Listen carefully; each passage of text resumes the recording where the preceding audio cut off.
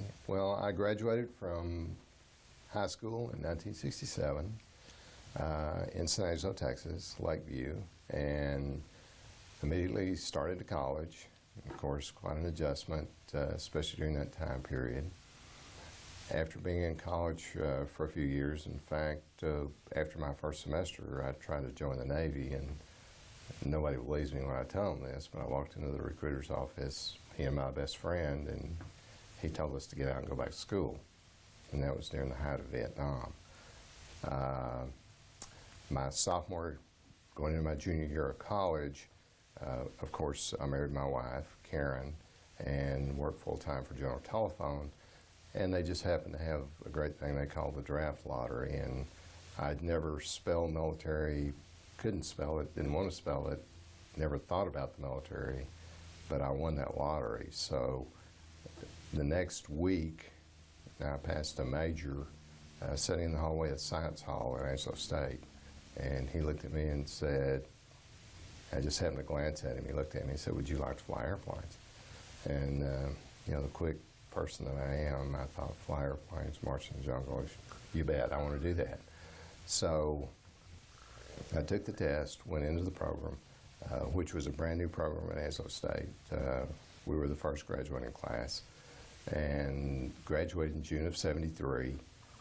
Immediately went to pilot training at Reese Air Force Base in Lubbock, and during that period all my instructors were returning Vietnam veterans, so we got an earful of what those guys have been doing.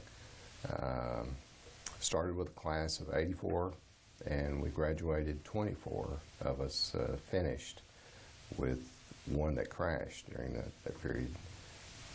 Immediately was assigned to B-52s, went to Carswell, and after flying T-37s, T-38s, looked at this thing and thought, what in the world have I gotten myself into?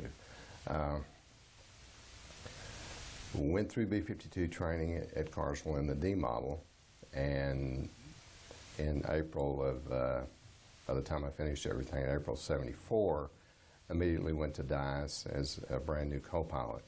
And when I got there, all the airplanes had been in Vietnam. I was scheduled to go to Thailand, to Utapao, and I think we had one airplane on the base when I got there. And immediately the guys started to return. Those guys had been deployed 189 days at a time, and then they'd come home for 2 weeks, go back for another 189 days, and they were living in basically in huts on Anderson.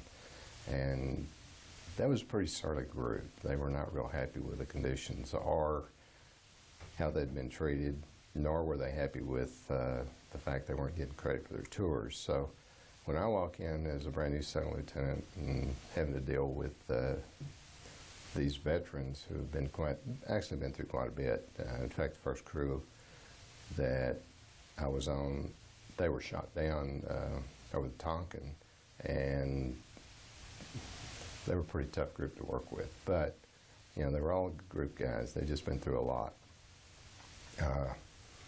We had a great commander.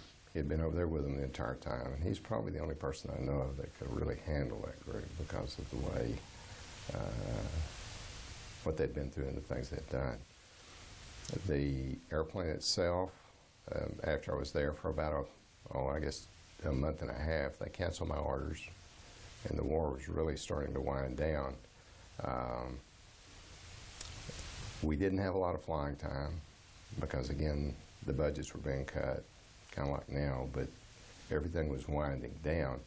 But I remember my first actual sortie out of DICE, we took off, and it was 16 and a half hours.